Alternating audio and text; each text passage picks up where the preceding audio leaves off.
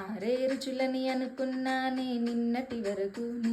వరకు ఏడో రుచిని కనుగొన్నానే నీ ప్రేమతో ருச்சிகள்லாரின்னான் கண்டு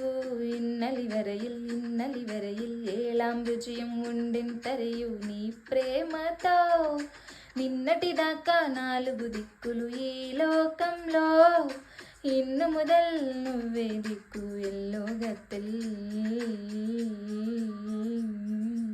నీ పలుకులే కీరవాణి నా పెదవితో తాళమేయని